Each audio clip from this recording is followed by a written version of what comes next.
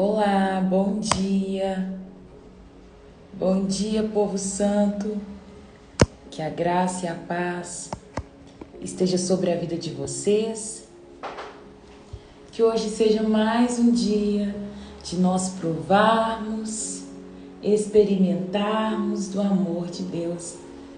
Que essa alegria possa entrar no ambiente onde você está, na sua casa, no seu lar, em nome de Jesus, no carro, aonde você estiver, que a presença do Senhor, ela possa estar com você em nome de Jesus. Bom dia, minhas irmãs e meus irmãos amados. Deus abençoa. Enquanto as pessoas vão chegando, nós vamos orar. Vamos falar com o Senhor e vamos agradecer por mais um dia, por mais uma oportunidade que Ele está nos dando de ler a palavra, sabe, de desfrutar daquilo que Ele deixou registrado, em nome de Jesus. Amém? Pai, em nome de Jesus, nesta manhã nós queremos te agradecer.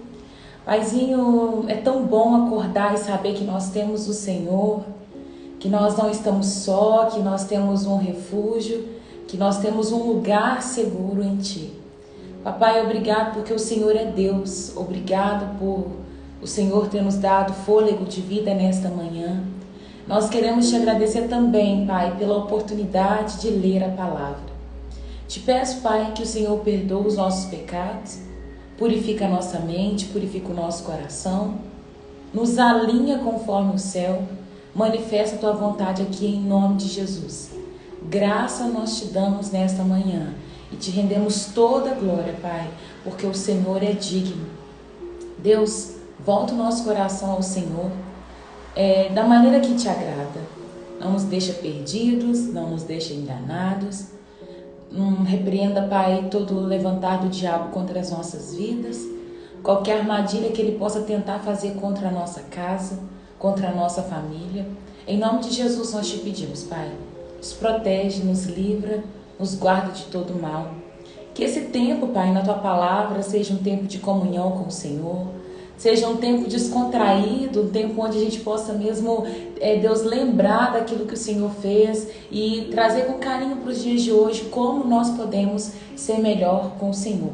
Em nome de Jesus, Espírito Santo, fique à vontade, que o Senhor possa manifestar o Teu querer, que eu não venha ficar de uma forma engessada, mas que o Senhor, Espírito Santo, tenha liberdade de mover no nosso meio conforme o Teu querer. Em nome de Jesus, amém. Amém e amém. Bom dia e bom dia. Que a graça e a paz esteja sobre a vida de vocês. Gente, eu acordei com a garganta doendo hoje. Sabe quando você começa a gripar? Acordei assim hoje com a garganta arranhando, dificuldade para engolir. Mas devagarzinho a gente vai, né? Abre sua Bíblia comigo em Êxodo, capítulo 36. Ontem nós lemos Êxodo 35. Você que está aqui pela primeira vez, seja bem-vindo, ou bem-vinda, né? O nosso intuito aqui é ler a palavra. Nós lemos versículo por versículo e nós queremos aprender e extrair aquilo que Deus ele deixou para nós. Então, bora lá. Vamos ver se dá para a gente fazer hoje o 36 e o 37. Êxodo 36, 37. Deixa eu buscar aqui. Antes de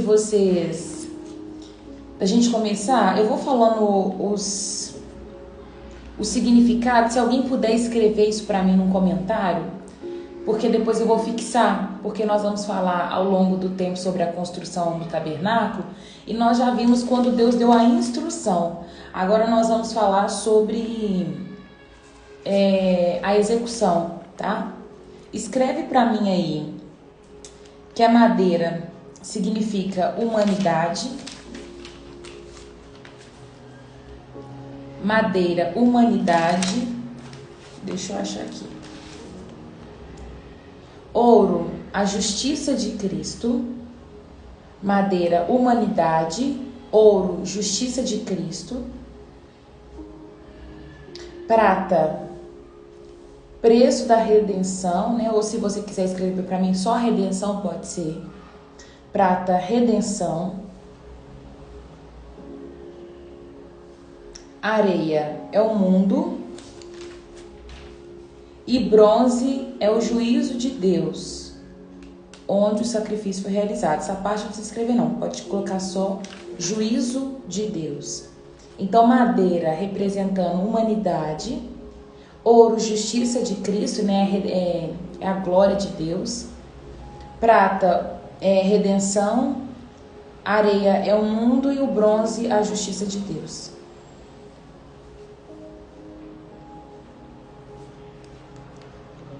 Pronto? Peraí, deixa eu ver aqui, ó. Pode trocar o ouro por glória de Deus. Ah, obrigada. Já fez aqui, Laís. Madeira, humanidade, ouro, justiça de Cristo, prata, redenção, areia, o mundo, bronze, juízo. Amém. Laís, eu não sei se consegue copiar para colar, não sei se consegue. Mas, se conseguisse, eu queria que trocasse o ouro para a glória de Deus. Mas se não der para trocar, pode ser assim, já deixei fixado. Vamos lá agora para a execução da construção do tabernáculo. Êxodo 36. Obrigada, viu, Laís? Deus te abençoa. O Senhor deu sabedoria a Bezalel, a Aholiabe e aos demais artesãos talentosos e capacitou com habilidade e entendimento para realizar todas as tarefas relacionadas à construção do tabernáculo. Eles os construirão conforme o Senhor ordenou. Nós vimos nos capítulos anteriores, eu olhei aqui, a gente viu isso no 28, do 27 em diante, veio. Você que está chegando agora e pode ser que fique perdido, no 26 nós falamos, a partir do 25 chegou a oferta para o tabernáculo, a instrução que Deus tinha dado para pedir aquele povo que ofertasse para a construção. No 26 ele vai falar sobre o tabernáculo. E aí eu dei uma explicação mais detalhada. Então, se você quiser ver uma instrução mais detalhada, um comentário mais detalhado, você pode assistir do 25, capítulo 25 de Êxodo em diante. Nós falamos de forma bem detalhada. Vou colocar uma caneta aqui, qualquer coisa eu volto. E agora nós vamos ver a execução. Então, primeiro Deus dá a instrução para Moisés. Moisés recebeu toda a instrução no monte, por isso foi registrado. Deus falando com ele e pedindo para ele tudo que teria dentro do tabernáculo. E agora ele está falando que ele levantou Bezalel e Aholiabe para executar aquilo que Deus tinha pedido. A palavra diz que Deus deu a eles talentos, habilitou eles com habilidade e entendimento para realizar todas as tarefas relacionadas à construção do tabernáculo. E eles iriam fazer conforme a instrução do Senhor. Moisés, versículo 2. Moisés chamou Bezalel, Aholiabe e os demais artesãos, especificadamente capacitados pelo Senhor, e estavam dispostos a realizar a obra. Moisés lhe deu os materiais doados pelos israelitas como oferta para a construção do santuário. O povo, porém, continuava a trazer voluntariamente mais ofertas todas as manhãs. Por fim, os artesãos que trabalhavam no santuário interromperam a obra e informaram a Moisés: o povo trouxe mais que suficiente para completarmos o trabalho que o Senhor ordenou. Olha que coisa linda, né? A gente está falando aqui de um povo que não se limitou. Eles começaram a doar e abençoar com aquilo que eles tinham, com a oferta do que eles carregavam, sejam os adornos, né? Joia, brinco, colar, tanto as panelas, taças de ouro, prata, bronze. Eles começaram a levar aquilo e ficou muita oferta. E teve que chegar um tempo onde Moisés falou assim: gente, chega, não tragam mais, porque nós temos mais do que o suficiente. Então Moisés deu a seguinte ordem, que foi transmitida a todo o acampamento: homens e mulheres, não preparem mais ofertas para o santuário, nós temos o suficiente. Assim o povo parou de trazer suas ofertas, suas contribuições foram mais que suficientes para completar o santuário. Os artesãos, versículo 8, habilidosos, fizeram para o tabernáculo 10 cortinas de linho finamente tecido.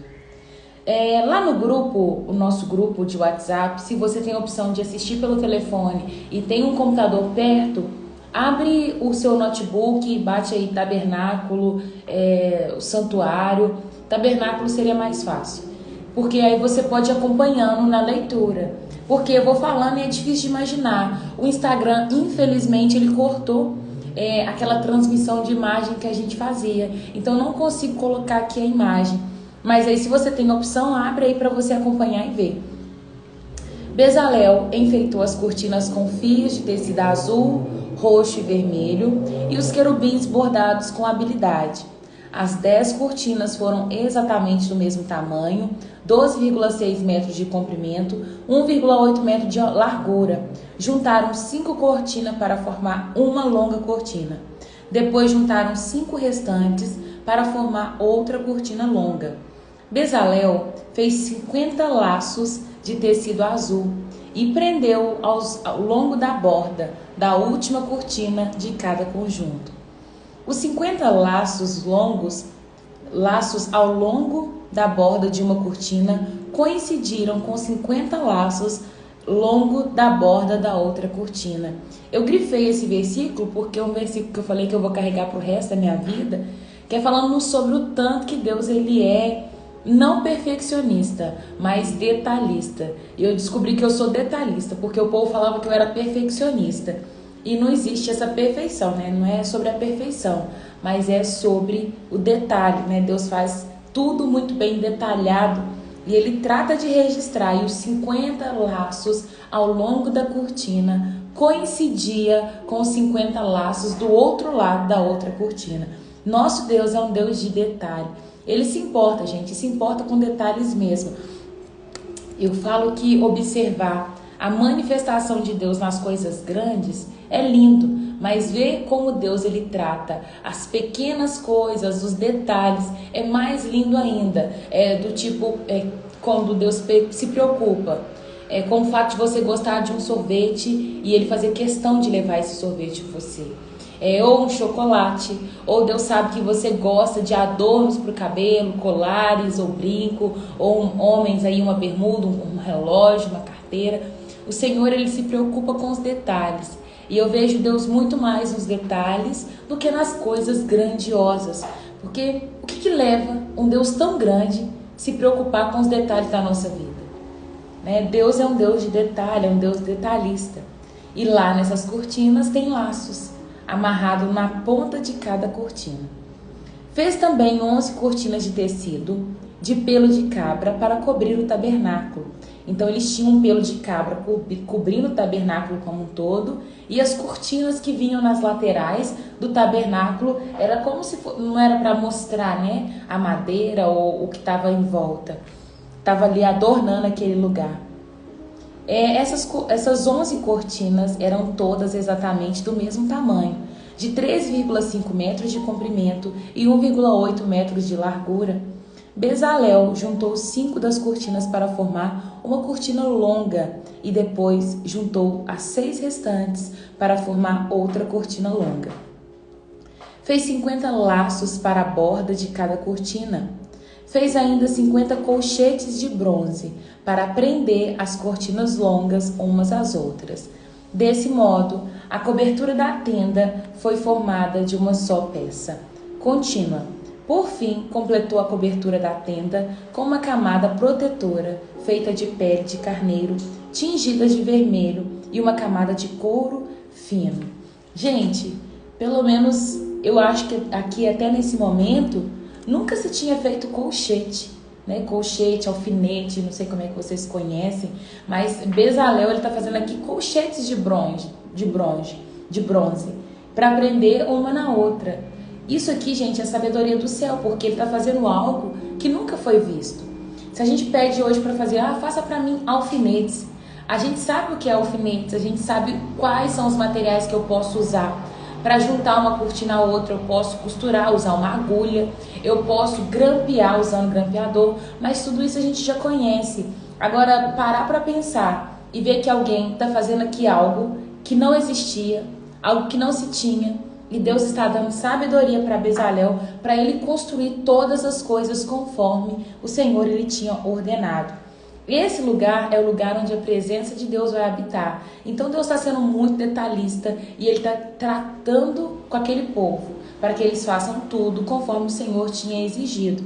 E nós temos uma mania, ontem eu estava falando aqui no PG aqui de casa, ontem o que eu estava ministrando para as meninas era sobre obediência, que nós temos uma dificuldade de obedecer porque nós queremos oferecer para Deus uma solução melhor, ou nós queremos colocar para Deus a nossa opinião, nós queremos mostrar para Deus um outro meio de executar algo.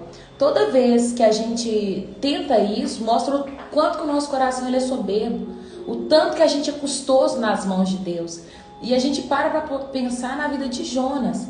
Jonas, eu sei que obedecer é difícil, mas Jonas, quando ele é chamado por Deus para ir para a cidade de Nínive, Jonas ele desce até a cidade de Jope, que era uma cidade portuária, e lá ele declara que ele vai para Tarsis. Ele está indo na direção contrária daquela que o Senhor tinha pedido para ele. E quantas vezes nós também fazemos isso? De virar para Deus e falar assim, Deus fala assim, ó, você faz isso para mim, eu quero que você entregue esse bolo para aquela pessoa. E aí você fala assim, eu vou levar um biscoito porque eu acho que o biscoito ela vai gostar mais. Mas a ordenança de Deus, a ordem que Deus tinha dado é para levar um bolo.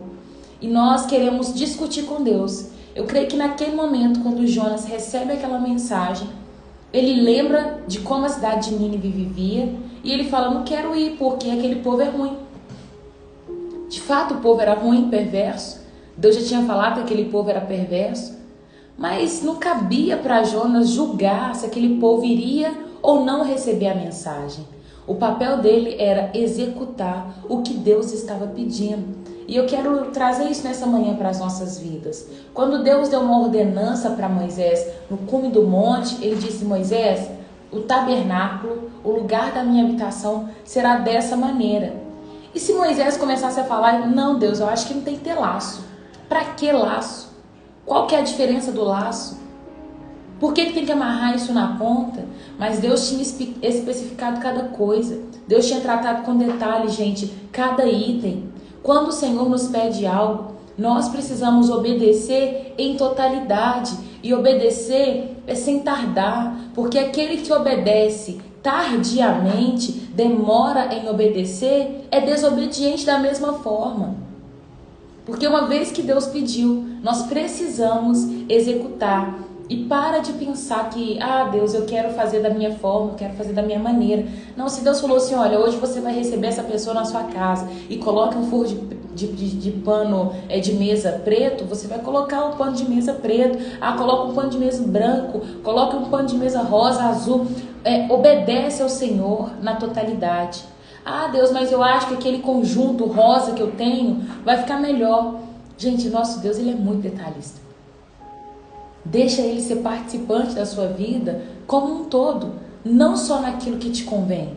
Deixa Deus ser participante da roupa que você vai sair de casa, do penteado que você vai fazer, sabe, dos lugares onde você vai passar. Deixa Deus escolher o supermercado onde você vai comprar a sua compra, a farmácia que você vai entrar para comprar um remédio, porque Deus não trabalha com acaso. As coisas de Deus não é tipo assim, vai vivendo para ver o que vai dar, não. O Senhor, ele tem um propósito específico para tratar em cada situação. E se nós não temos a sensibilidade de entender aquilo que Deus está nos pedindo, nós vamos acabar desobedecendo.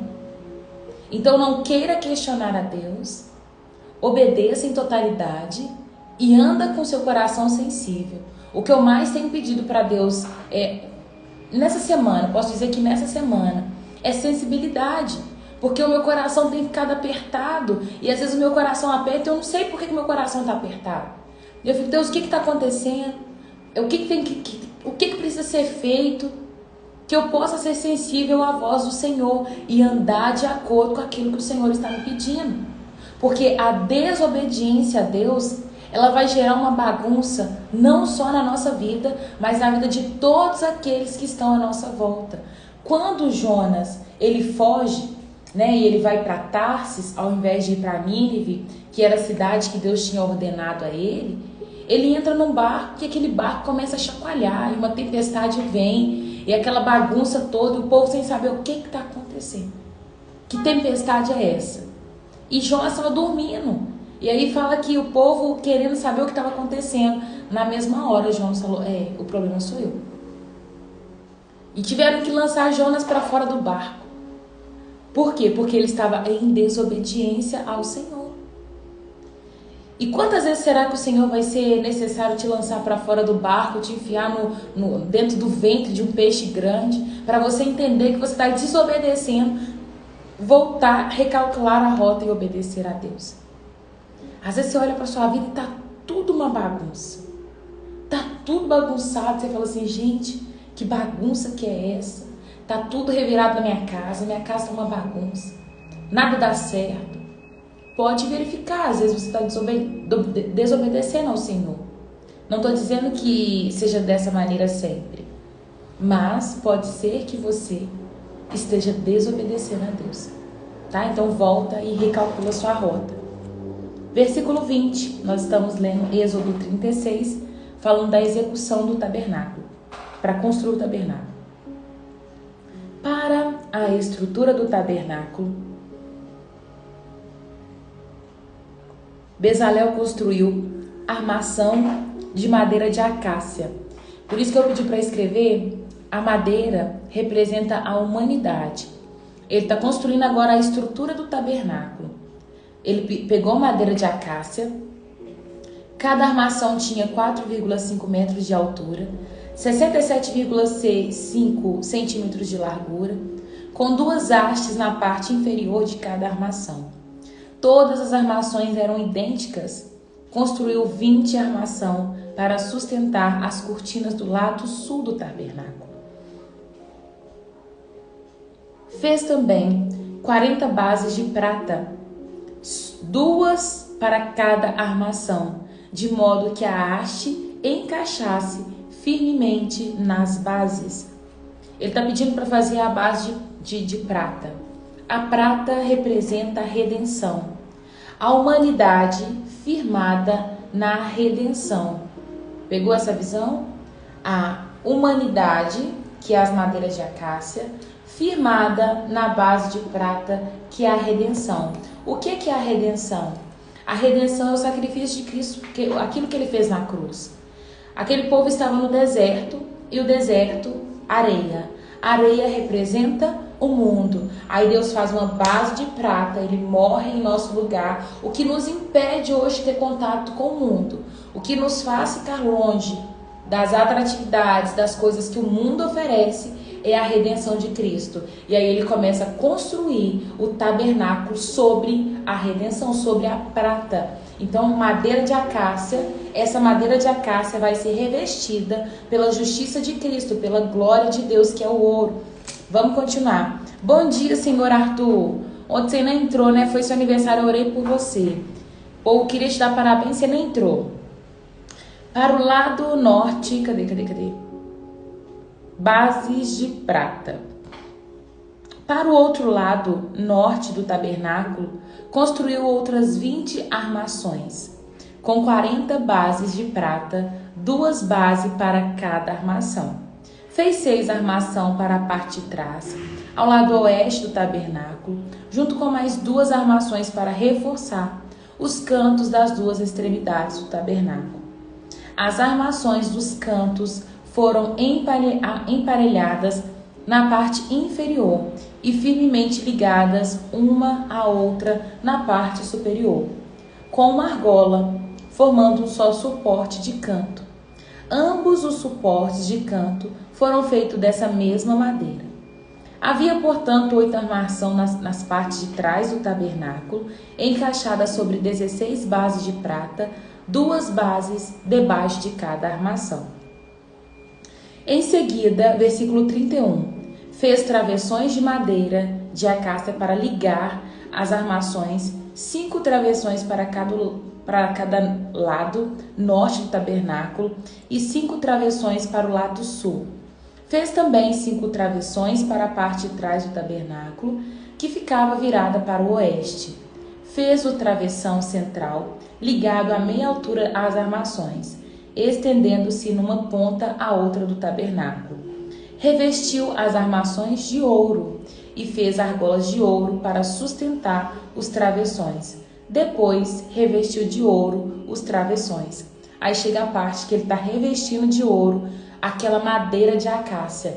A madeira de acácia era uma madeira que dava no deserto. E era uma madeira, eles consideram que era uma madeira boa que tinha naquela época. E eles vão pegar aquela madeira, uma madeira difícil até de ser lapidada, de ser cortada. E representa muito bem a humanidade, porque a humanidade ela é difícil de ser trabalhada.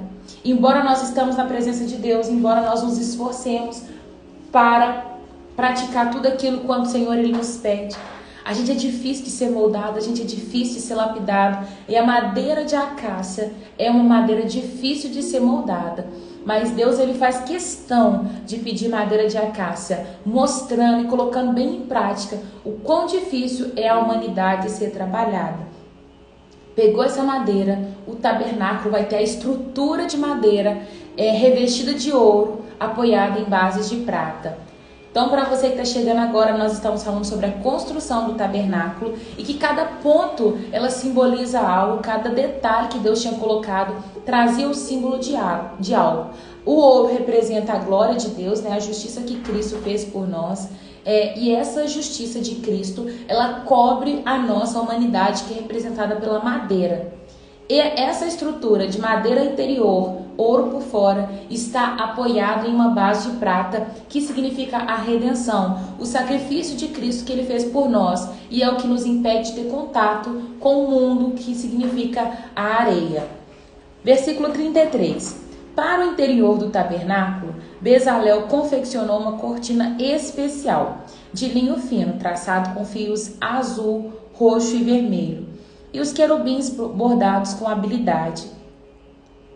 Fez uma cortina, fez para a cortina 4 colunas de madeira de acácia e 4 ganchos de ouro.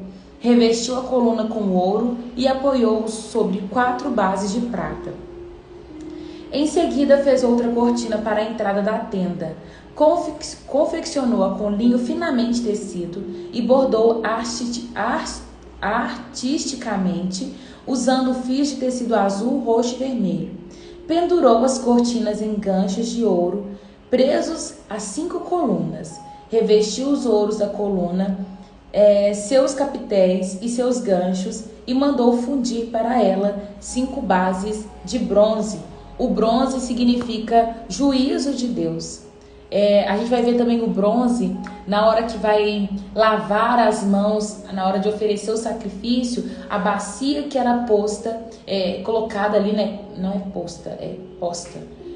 A bacia que foi colocada ali era uma bacia de bronze, o que significa que na hora que o sangue fosse derramado, o sacerdote derramou o sangue, ele teria que lavar as mãos nessa bacia de bronze. É a justiça de Deus sendo feita, né? O juízo de Deus. Era ali que ele ia já verificar aquilo que estava sendo lavado, aquilo que estava sendo já colocado como holocausto. 37. A Arca da Aliança. Em seguida, Bezalel fez uma arca de madeira de acácia, vocês já sabem o que representa madeira, de 1,5 metro de comprimento, 67,5 centímetros de largura,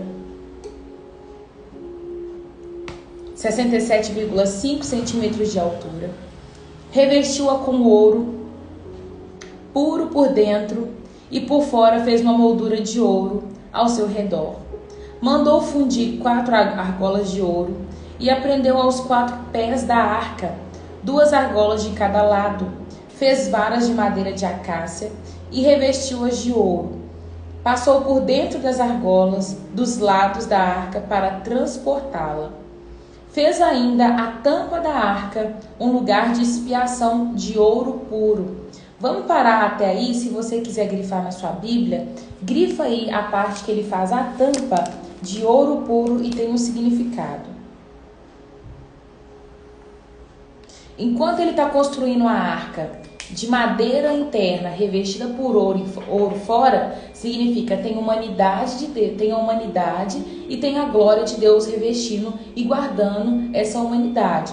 Só que quando ele vai fazer a tampa, aquilo que cobria a Arca da Aliança, ele faz questão de fazer de ouro puro, porque essa tampa, né, ela significa que aquilo que vem por cima, o que sobrepõe a humanidade, o que seria guardado dentro daquela Arca da Aliança, seria a lei, as tábuas da lei. As tábuas da lei ficaria dentro, e ele vem falando assim, o que tampa a lei, o que vem por cima da lei é a glória de Deus. Não tem humanidade sobre a lei, porque a humanidade não consegue cumprir toda a lei.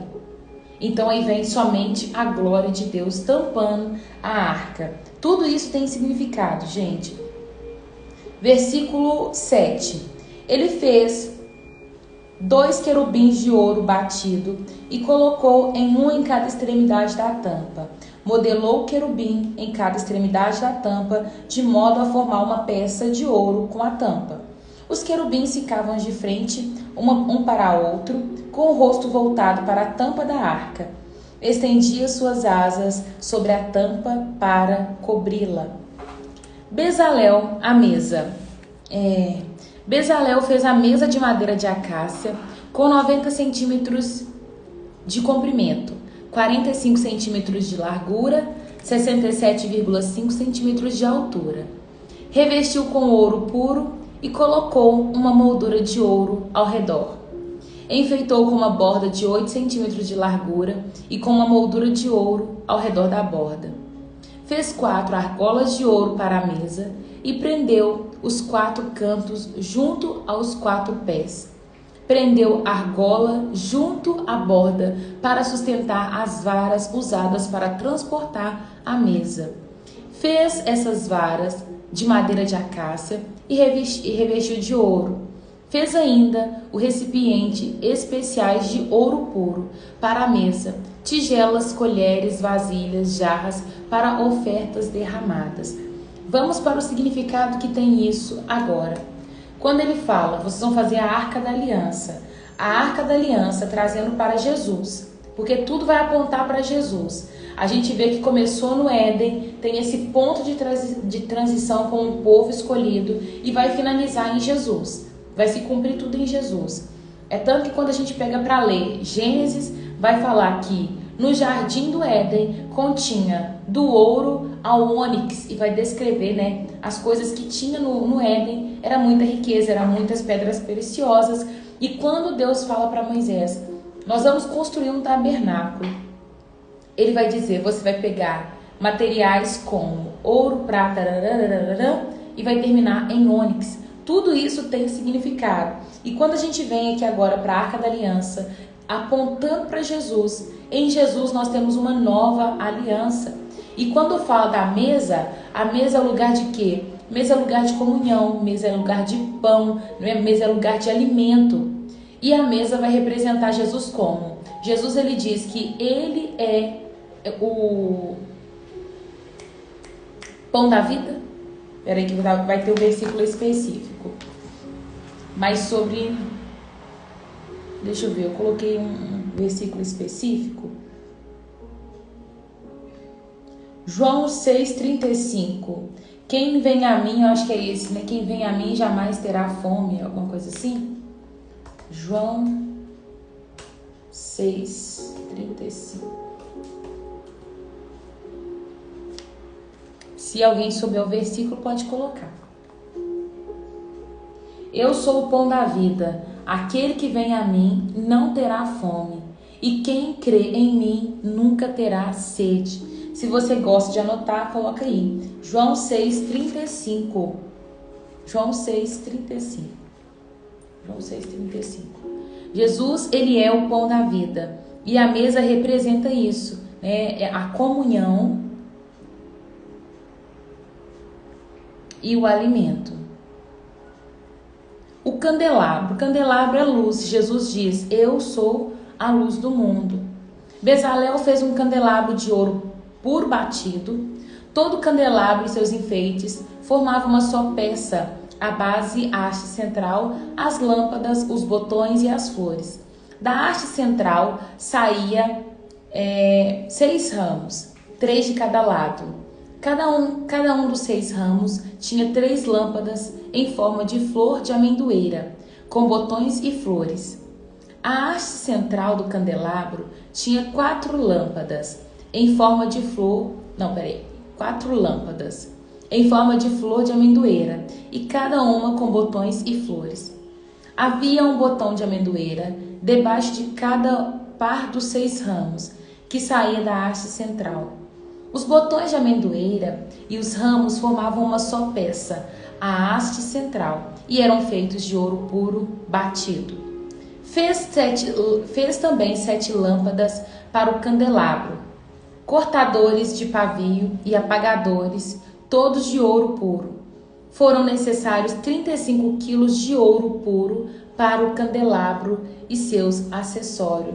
Jesus é a luz do mundo.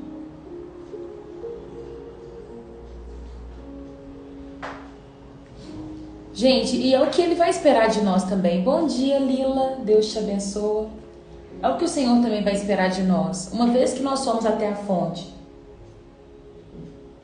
nos alimentamos dele, aprendemos com ele, passamos nós também a oferecer alimento àquele que tem fome. Passamos a oferecer luz a ambientes de treva. Quando Jesus ele vem fazendo esse modelo, ele vem trazendo toda essa representação do tabernáculo, ele nos dá essa ousadia para poder fazer também. Jesus nos chama para ser parecido com ele.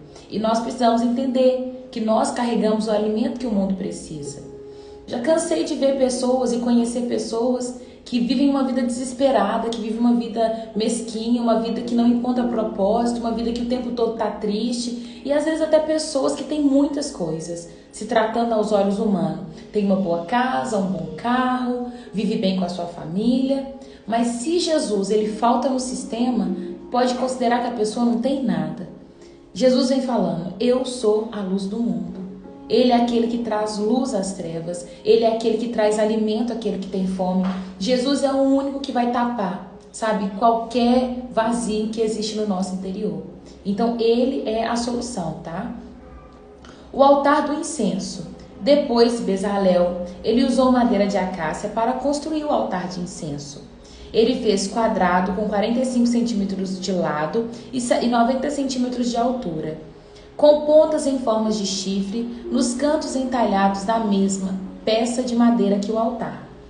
Revestiu o topo e os lados e as pontas do altar com ouro puro e fez uma moldura de ouro ao redor. Fez 2 argolas de ouro e prendeu aos lados opostos do altar, debaixo da moldura de ouro. Para sustentar as varas usadas para transportá-lo, fez varas de madeira de acácia e revestiu com ouro. Em seguida, preparou o óleo sagrado da unção e o incenso perfumado, usando as técnicas de perfumista. Uma das coisas que vai chamando a atenção da gente na leitura dessa construção do tabernáculo é que o tempo todo Deus está pedindo para fazer argolas, varas de madeira revestidas de ouro, para que pudessem transportar aquilo que estava sendo construído, né? Era a arca, a mesa, tudo vai ser transportado por meio de argolas. Eles não tocavam diretamente nesses itens consagrados e santos ao Senhor. Mostra o quão sério é isso. A santidade de Deus, sabe? A gente não chega diante de Deus de qualquer maneira. A gente não toca nas coisas de Deus de qualquer maneira. Precisamos, sabe, purificar a nossa vida todos os dias e entender a maneira como nós podemos também carregar, transportar a glória de Deus, o lugar onde Ele habita. As coisas de Deus é muito sério. E nós precisamos purificar o nosso coração todos os dias. Purificando como? Por meio da palavra, em oração, em jejum, sabe? Nós precisamos chegar nesse lugar de santificação. Embora nós não temos hoje um tabernáculo para ir, nós somos seres que carregamos a presença de Deus. A presença de Deus, ela está em nós hoje. Não é em 4 paredes, não é na igreja, não é só na vida do pastor ou de um padre. A glória de Deus, ela está sobre as nossas vidas. Porque um dia Jesus ele morreu e ele nos deu acesso a esse lugar da presença. Quando ele está lá dizendo, Eli, Eli, lama sabachthani, ele diz, Deus meu, por que me desamparaste? Ali ele vai falar, Senhor, eu entrego, Pai, eu entrego o meu espírito. A palavra diz que vem o véu o véu dos véus, ele se rasga, que era o véu que fazia a separação do lugar santo e do lugar santíssimo. Ele se rasga quando Jesus diz, agora vocês têm livre acesso à minha presença. Não tem um véu mais separando. Naquele momento Jesus estava dizendo, eu autorizei vocês a carregarem a minha presença. Então nós carregamos a presença de Deus e não podemos andar, viver de qualquer maneira. A nossa vida precisa ser de purificação, de santificação. Somos seres que não pecam. Mentira, pecamos a todo tempo. A diferença é que nós somos pecadores arrependidos e nos santificamos e nos purificamos todos os dias. Deixa eu ler o comentário da Lourdes. Eu mesmo estou triste com a desunião de minhas filhas, em ver todas intrigadas. É difícil, né, Lourdes? Que elas possam ter esse encontro com Cristo, sabe? E que Cristo possa mudar aí a direção, a maneira que elas estão vivendo dentro da sua casa. Versículo 1 do capítulo 38. Usando madeira de acácia, Bezalel construiu um altar quadrado para o holocausto com 2,25 metros de largura de comprimento, 1,35 metros de altura. Fez uma ponta em forma de chifre para cada um dos 4 cantos, de modo que as pontas e o altar formavam uma só peça. Revestiu o altar com bronze, depois fez os utensílios do altar, baldes para recolher as cinzas, pá, bacia, garfo para a carne e os braseiros, e todos de bronze. O bronze representa a justiça de Deus. Fez também uma grelha de bronze e colocou em meia altura do altar, debaixo da borda. Fez 4 argolas de bronze e prendeu aos cantos da grelha de bronze, para sustentar as varas usadas para carregar o altar.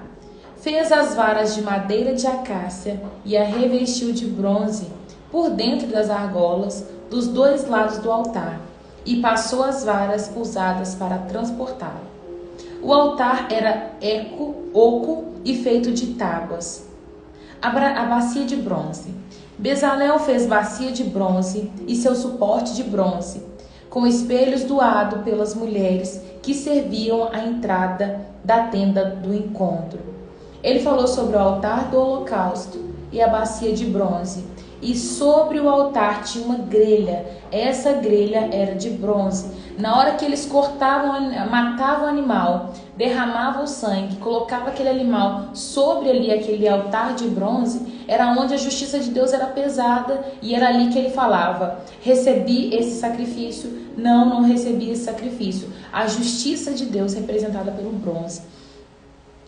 O pátio. Bezalel fez ainda o pátio, que era fechado com cortinas de linho finamente tecido. As cortinas do lado sul tinham 45 metros de comprimento e eram penduradas em 20 colunas apoiadas firmemente em 20 bases de bronze. Pendurou as cortinas nos ganchos nas argolas de prata. Colocou ao lado norte cortinas idênticas a essas, com 45 metros de comprimento, pendurada em 20 colunas apoiadas firmemente em bases de bronze. Pendurou as cortinas com ganchos e argolas de prata. As cortinas do lado oeste do pátio tinham 22,5 metros de comprimento e eram penduradas com ganchos e argolas de prata, em 10 colunas apoiadas em 10 bases. O lado leste do pátio também tinha 22,5 metros de comprimento. A entrada do pátio ficava do lado leste, situada entre 2 cortinas. A cortina do lado sul tinha 6,75 metros de comprimento e era pendurada em 3 colunas apoiada em 3 bases. A cortina do lado norte também tinha 6,75 metros de comprimento e era pendurada em 3 colunas apoiada em 3 bases. Todas as cortinas ao redor do pátio eram de linho finamente tecido. Cada uma das colunas tinha uma base de bronze, a base de justiça de Deus. E todos os ganchos de argola era de prata, a redenção. Apoiado na justiça de pendurados pela redenção. Os capitéis das colunas do pátio eram revestidos de prata, e as argolas usadas para pendurar as cortinas eram de prata. Para a entrada do pátio, confeccionou uma cortina de linho fino, finamente tecido, e enfeitou com linhos bordados de fios de tecido azul, roxo e vermelho. A cortina tinha 9 metros de comprimento e 2,25 metros de altura, como as cortinas das divisórias do pátio. Eram penduradas em 4 colunas, cada uma apoiada firmemente em sua própria base de bronze. Os capitéis das cortinas eram revestidos de prata e os ganchos argolas também eram de pratas. Todas as estacas usadas para sustentar o tabernáculo e o pátio era de bronze. Gente, são muitos detalhes, são números, mas isso é lindo porque Deus ele foi muito zeloso ainda com Moisés, de falar: Moisés, eu vou te dar uma ordem, você vai construir o tabernáculo. Você não vai construir da sua cabeça, mas eu vou te dar detalhes daquilo que eu quero que você levante. O nosso Deus é detalhista. Gente, desculpa a leitura, mas a minha garganta tá doendo. E aí por isso que eu tô falando bem pausadamente, viu? Que eu sou acelerada, né? Virada no girai. Relação dos materiais. Esta é a relação dos materiais usados na construção do tabernáculo. O santuário da aliança, o lugar que Deus tinha escolhido para habitar. Os levitas registravam os valores totais conforme Moisés os havia instruído. Itamar, filho do sacerdote Arão, supervisionou esse trabalho. Bezalel, filho de Uri e neto de Ur, da tribo de Judá, fez tudo exatamente conforme o Senhor havia ordenado a Moisés. Recebeu a ajuda de Aioliabe, filho de Aizamaque, da tribo de Dan, artesão perito em gravar, projetar e bordar, em linho fino com os fios de tecido azul, vermelho e vermelho, azul, roxo e vermelho.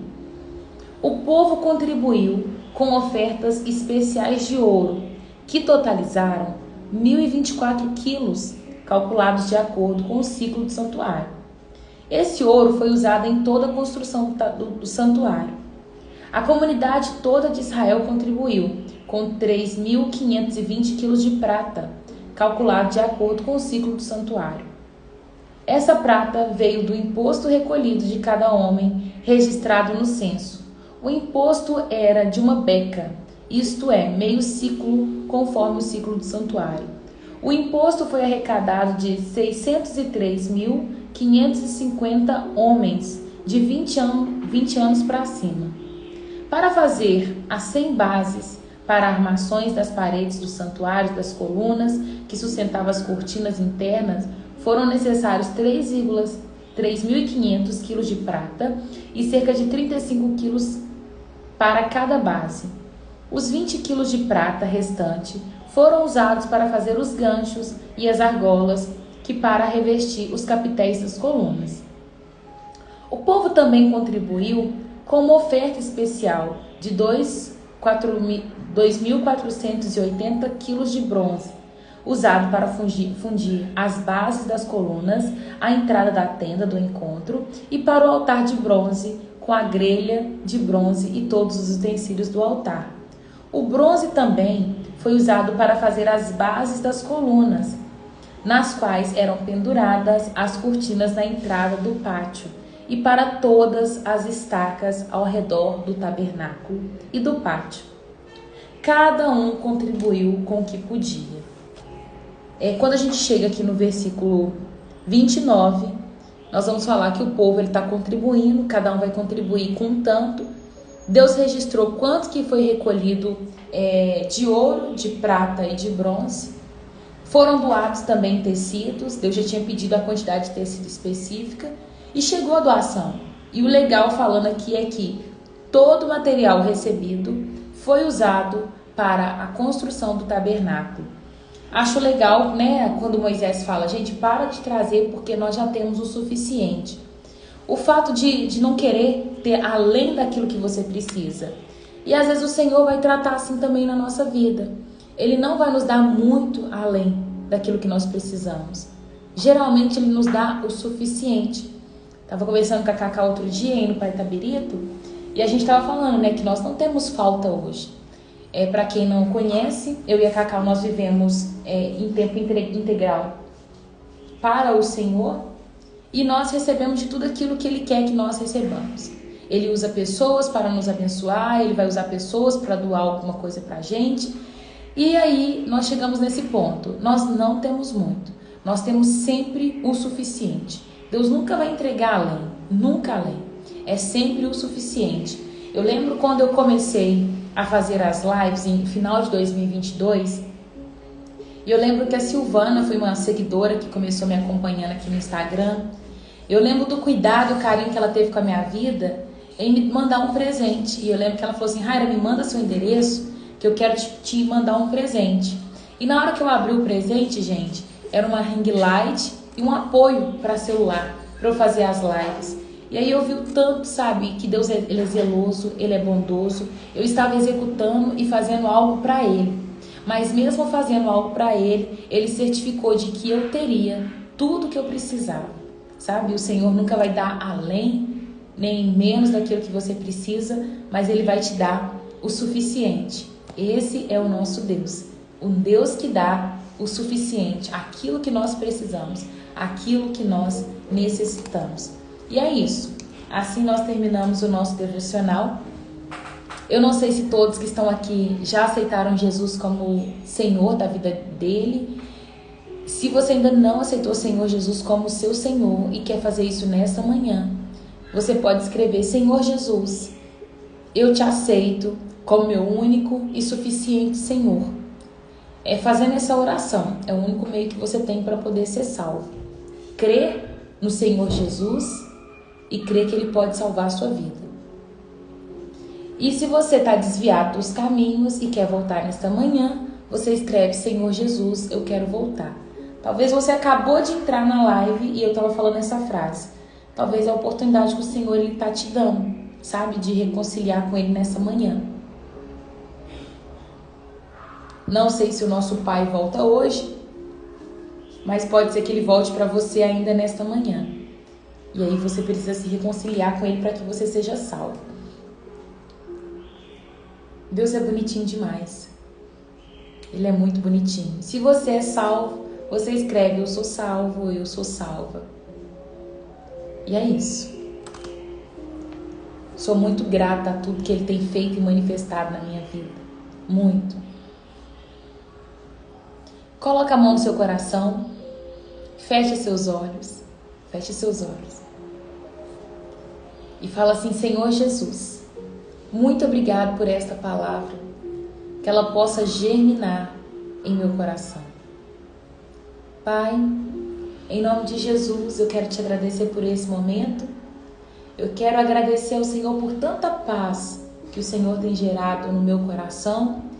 E eu espero, Pai, que essa paz, que excede todo entendimento, possa entrar em cada casa, em cada lar. Famílias que acordaram reviradas, atordoadas, que o Senhor possa mesmo tocar nesta manhã. Eu oro pelas filhas da minha irmã, que está aqui nessa live, que elas estão brigadas. Deus, que o Senhor possa tocar no coração dessas meninas, Pai. Que elas possam mesmo entender o perdão. Em nome de Jesus, Pai. Que a minha irmã possa testemunhar da bondade e do favor do Senhor sobre o lar dela. Eu agradeço ao Senhor, Pai, porque o Senhor tem nos dado alimento, o Senhor tem nos dado vestimenta, o Senhor tem nos dado lugar para morar. Obrigado por tanto, Pai. Obrigado por tanto. Eu oro por aquelas pessoas que têm passado por uma dificuldade, pessoas que estão desesperadas sem saber onde morar, pessoas que não sabem o que vão comer, pessoas que estão precisando, Pai, pagar uma conta e não tem dinheiro, não tem de onde tirar. Deus, eu sei que o Senhor não é só isso. Nós nunca vamos querer a promessa mais do que a presença. A presença para nós é muito mais importante do que qualquer coisa que o Senhor possa nos dar. Mas eu peço hoje, nesta manhã, Pai, uma intervenção do céu sobre as nossas vidas. Que o Senhor possa vir hoje como Jeová Jireh, o Deus que provê. O Senhor não é um Deus que dá muito além, nem a quem. O Senhor é um Deus que dá o suficiente. Então, Pai, opera um milagre na nossa vida, em nome de Jesus. Aqueles que precisam da provisão do Senhor, da mão do Senhor, intervenha, seja com recursos financeiros, seja com uma cura, seja com uma reconciliação, seja um milagre, Pai. Manifesta a tua bondade, em nome de Jesus é o que nós te pedimos. Amém e amém. Que Deus ele possa alcançar a sua casa nesta manhã, viu? Em nome de Jesus. Louva a Deus pela sua vida, Raira. Que Ele continue te usando. Amém, amém, amém, Paulinho. Deus te abençoa. É isso, gente. É isso, é isso, é isso. Lourdes, né? Eu esqueci, Lourdes, seu nome. É a Lourdes que está com as filhas intrigada. Mas o Senhor vai intervir, eu creio. Em nome de Jesus, nós vamos permanecer orando por isso. Um beijo, um queijo. Que Deus abençoe a vida de vocês. E até amanhã, se Deus quiser. Obrigada, Ana. Um abraço para você também. Amém, Cláudia. Amém, Renatinha.